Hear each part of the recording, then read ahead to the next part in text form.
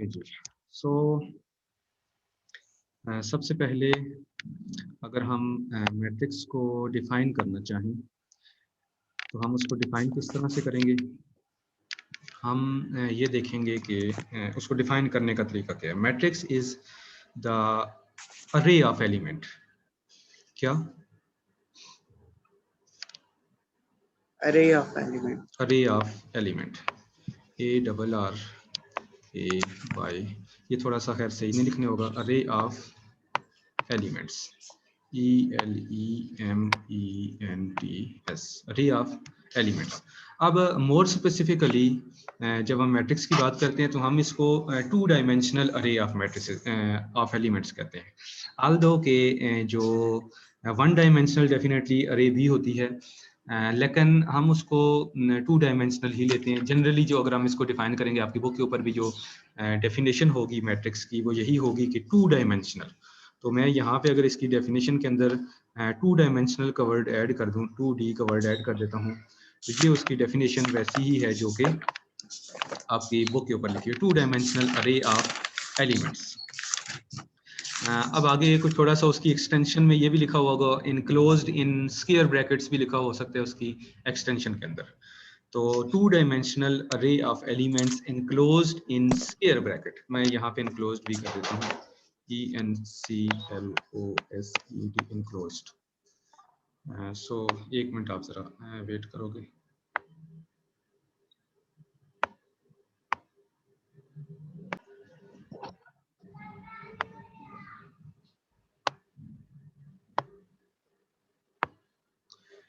Okay, so 2 dimensional array of elements enclosed in square brackets, ठीक है, in SQUARE square brackets। तो ये हमारे पास जो है ये आ जाता है मैट्रिक्स की बेसिक डेफिनेशन, ठीक है। अब नेक्स्ट जो चीज है वो कुछ यूं है कि जो मैट्रिक्स हैं उनके अंदर रोज होती हैं और कॉलम्स होते हैं। मैं यहाँ पे एक मैट्रिक्स जो है वो लिख लेता हूँ, ठीक है।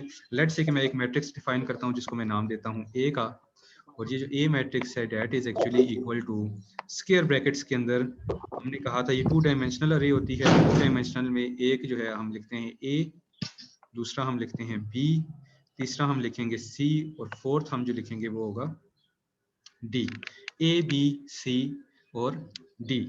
अब अगर आप इसको देखो तो ये जो हमारे पास है ये हमारे पास बनती है, इसको हम कहेंगे रो, ROW, रो, ठीक है। तो ये हमारे पास असल में रो होगी,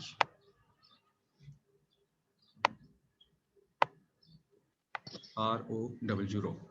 और इसी तरह से अगर हम बात करें तो 2 रोज हैं हमारे पास। मैं अगर इसको यहाँ पे डिफाइन करना चाहूँ तो ये हमारे पास एक ही वो रो है, और दूसरी हमारे पास ये भी एक क्या है, रो ही है। और उसके साथ अगर नेक्स्ट चीज हम देखना चाहें तो एक और चीज हमारे पास इस मैट्रिक्स के अंदर होगी, और वो होगा हमारा कॉलम। और ये बेसिकली हमारा क्या है, कॉलम। और इस मैट्रिक्स के अंदर असल में 2 कॉलम्स ही मौजूद हैं। अब ये भी एक कॉलम है, COLUMN कॉलम, और दूसरा जो है वो हमारे पास क्या है, ये भी हमारे पास एक कॉलम है। तो इस मैट्रिक्स के अंदर 2 रोज हैं, और रोज की तादाद जो है वो कितनी है, 2 है, और कॉलम्स की तादाद भी जो है वो 2 है। तो ये 2 कॉलम और 2 रोज का जो है ये हमारे पास एक मैट्रिक्स है।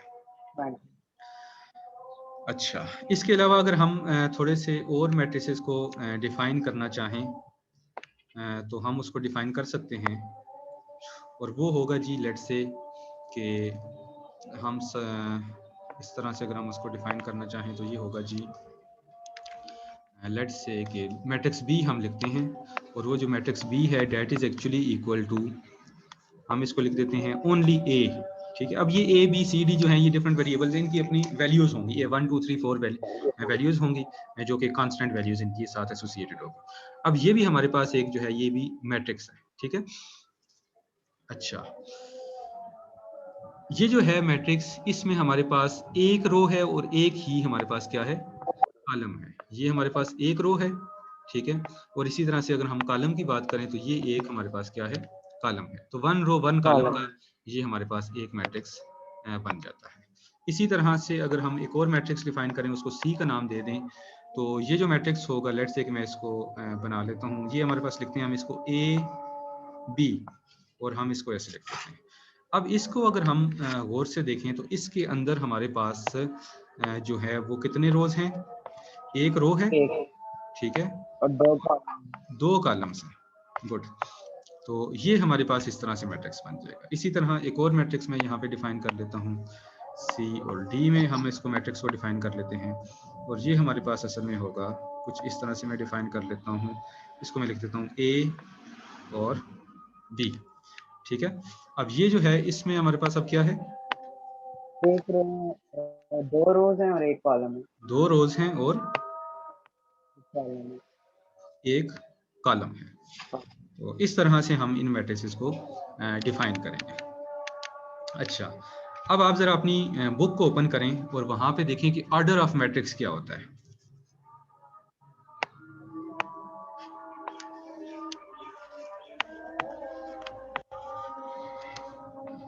सर यहाँ पे लिखा हुआ है the number of rose and column in a matrix specify it's order. If a matrix M has M rows and N columns, then the M is said to be the order M by N, for example। फिर वो आगे matrix बना। मतलब ये कि इससे मतलब क्या समझ आया आपको? The number of rows और columns वो जो ऑर्डर होता है वो बताता है कि कितने मैट्रिक्स के अंदर रोज हैं और कितनी मैट्रिक्स के अंदर कॉलम्स हैं। तो अब उन्होंने कहा कि अगर आपके पास कितनी जी, एम को किसके साथ प्रेजेंट किया है, M rows और N columns है। एम जो है वो रोज हैं, ठीक है, और एन क्या है, columns। कॉलम्स। सो एम क्रॉस एन, क्या, एम क्रॉस एन, ये हमारे पास असल में होगा ऑर्डर, ऑर्डर ऑफ मैट्रिक्स।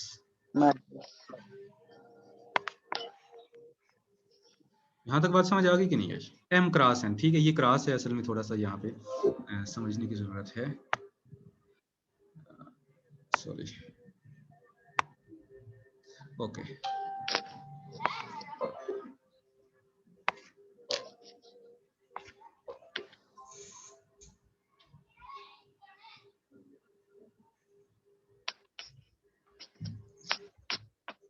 सो अगर अब हम बात करें कि हमने जो सबसे पहले अपना एक मैट्रिक्स डिफाइन किया था, जिसको हमने मैट्रिक्स ए का नाम दिया था, तो इसका जो ऑर्डर है वो कितना है।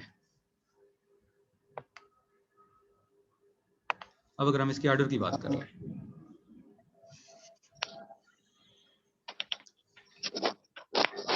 इसका ऑर्डर होगा 2 क्रॉस 2, ठीक है।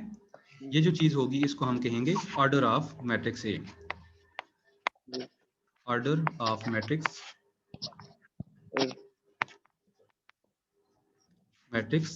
ए, सॉरी, ए कैपिटल है हमारे पास,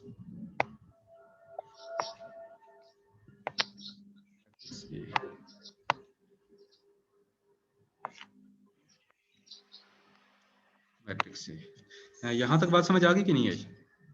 आगे in the same way matrix B का ऑर्डर क्या होगा, मैट्रिक्स P का ऑर्डर होगा 1 मल्टीप्लाई बाय 1, 1 बाय 1, ठीक है। इन द सेम वे अगर हम बात करें तो मैट्रिक्स सी का, मैट्रिक्स C का होगा 1 बाय 2, 1 बाय 2, और मैट्रिक्स डी का, D का होगा 2 बाय 1, 2 बाय 1, ठीक होगी यहाँ तक बात। तो ये हमारे पास जो है ये मैट्रिक्स को इस तरह से हम डिफाइन करेंगे। अभी आपका जो काम है वो ये है कि आप फर्स्ट एक्सरसाइज को ओपन करें, ठीक है, और उसके अंदर जो भी क्वेश्चंस हैं उनको अभी आप सॉल्व करें, और फिर मुझे बताएं कि इसमें कौन सा आपको इशू आ रहा है और कौन सा सवाल आपको समझ नहीं आ रहा, ठीक है।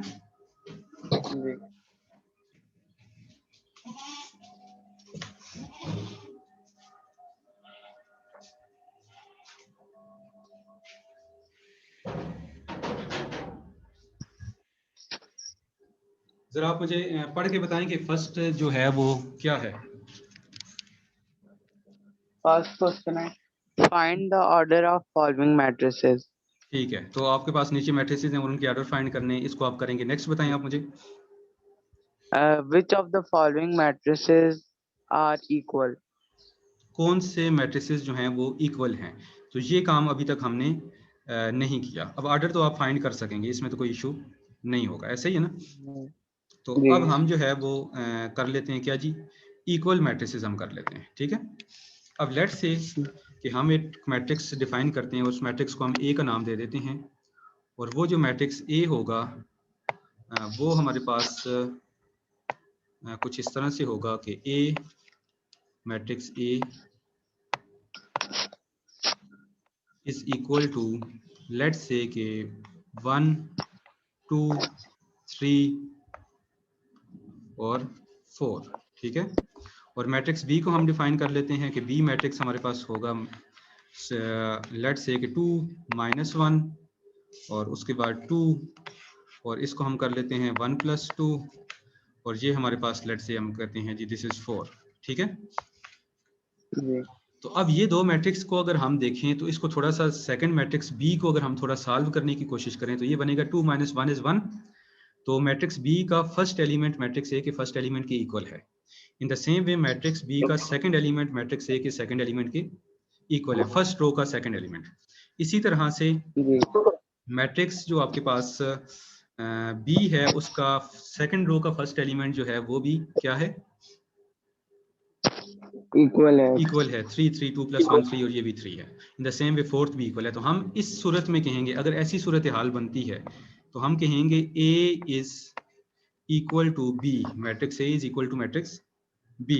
लेकिन अगर ऐसे होता है कि इन मैट्रिसेस की जो नंबर ऑफ रोज और नंबर ऑफ कॉलम्स इक्वल ना हो, एक चीज, और दूसरा ये कि कॉरेस्पॉन्डिंग एलिमेंट्स भी इक्वल ना हो।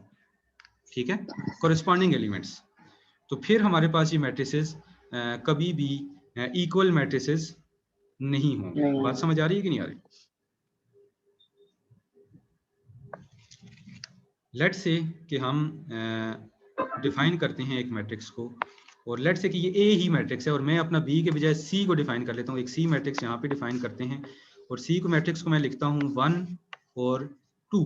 ठीक है, अब ये जो मैट्रिक्स सी है ये ए के इक्वल नहीं है, सिंपल, क्योंकि इनकी नंबर ऑफ कॉलम्स इक्वल नहीं है। पहली बात तो यहाँ पे खत्म हो जाती है, ऑल दो कि एक रो पूरी इक्वल है लेकिन इसके पास दूसरी रो मौजूद नहीं है, लिहाजा इसको हम कहेंगे कि ये इक्वल नहीं है।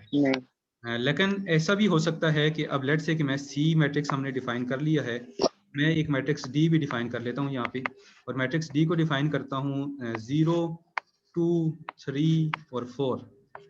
अब ये इसके number of columns number of rows सब इक्वल तो हैं, लेकिन इसमें हमारे पास जो फर्स्ट एलिमेंट है, corresponding first element, first row का फर्स्ट एलिमेंट, वो हमारे पास ए के फर्स्ट रो के फर्स्ट एलिमेंट के बराबर नहीं है। दैट्स व्हाई हम कहेंगे कि A is not equal to D. ये बात समझ आ गई जी। तो इस बेस के ऊपर आपने इसके अंदर जितने भी मैट्रिसेस दिए हुए होंगे उनको आपने सॉल्व कर लेना होगा। नेक्स्ट जरा आप मुझे अगला सवाल बताएं कि क्या है। Find the values of A, B, C, and D which satisfy the matrix equation. Find the value of A, B, C, and D provided that these two matrices are equal, ऐसे ही है ना। Satisfy the matrix equation. ठीक है, matrix equal ना, मतलब को उसको equal लिखा हुआ है, ऐसे ही है ना। जी। जी। अब इसमें कोई भी इशू नहीं है, आपने जस्ट इतना काम करना है कि लेट्स से कि हम इसको एक नए पेज के ऊपर कर लेते हैं।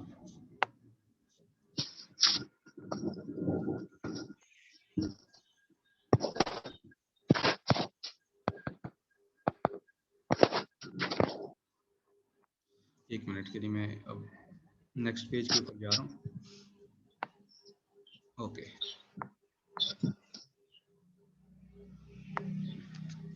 लेट्स से कि हमारे पास एक मैट्रिक्स है, उसका नाम है ए, हमने डिफाइन कर लिया।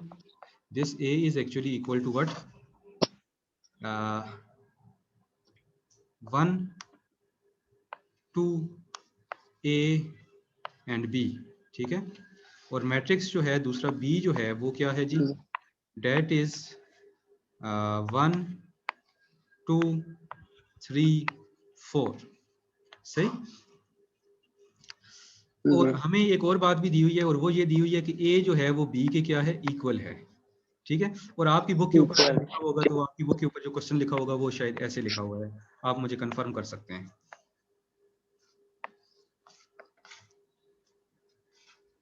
This is equal to,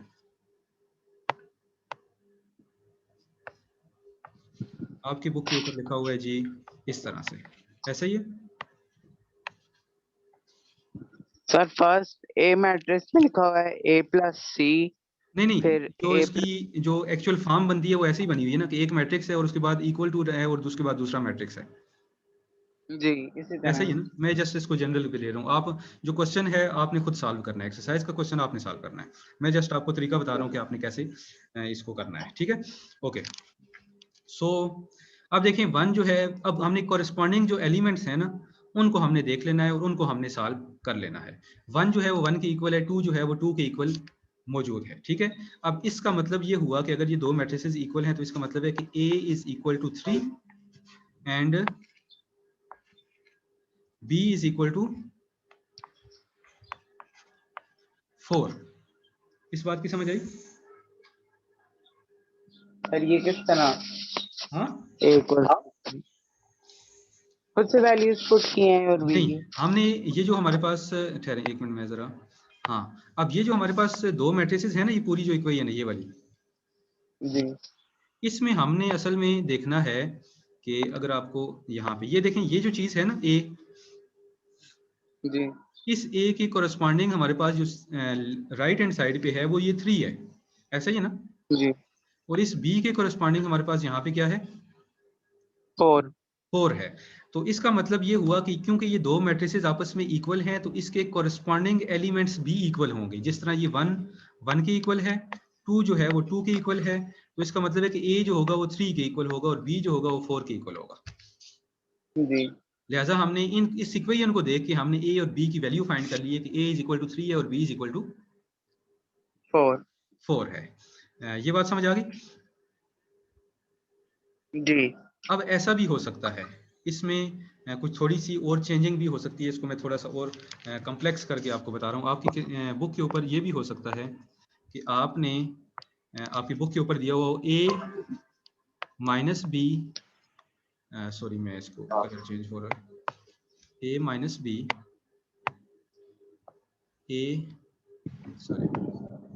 A minus 1 let's say, ठीक है।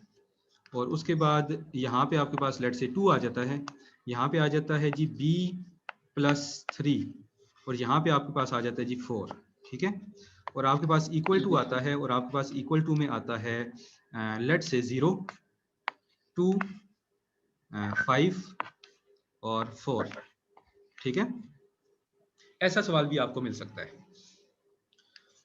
तो अब आप क्या करेंगे, अब इसमें मैं इसको थोड़ा सा और चेंज कर रहा हूँ, और चेंज में इस तरह से कर रहा हूँ कि मैं यहाँ पे लिखना चाह रहा हूँ जी, यहाँ पे लिखता हूँ B+1 और यहाँ पे मैं लिख देता हूँ जी क्या 2, सही है। ये इस तरफ भी मतलब कि लेफ्ट हैंड साइड पे भी हो सकते हैं ए बी और राइट हैंड साइड पे भी हो सकते हैं, इसमें कंफ्यूज होने की जरूरत नहीं है।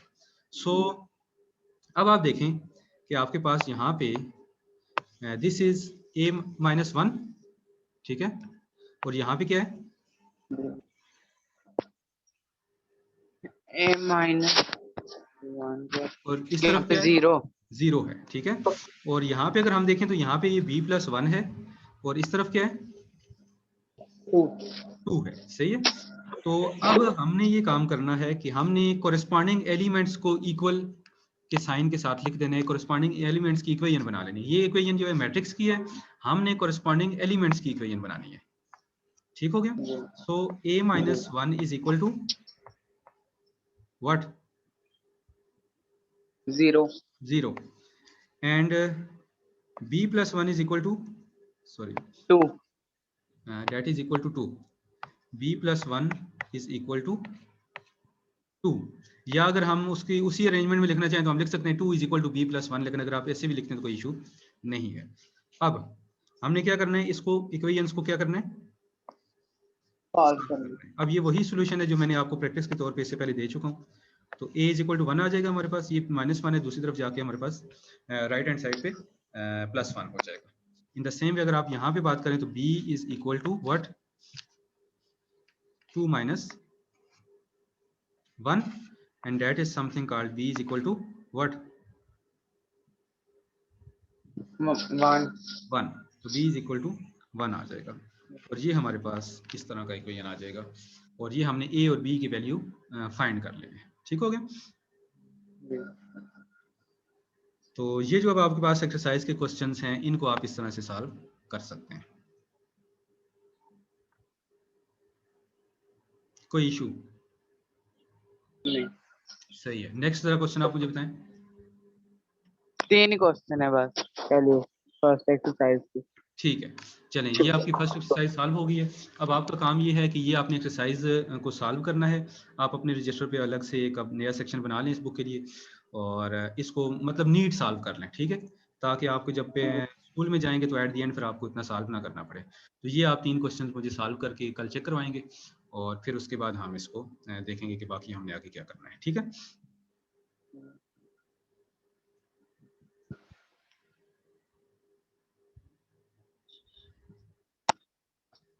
कोई चीज जो और पूछनी हो?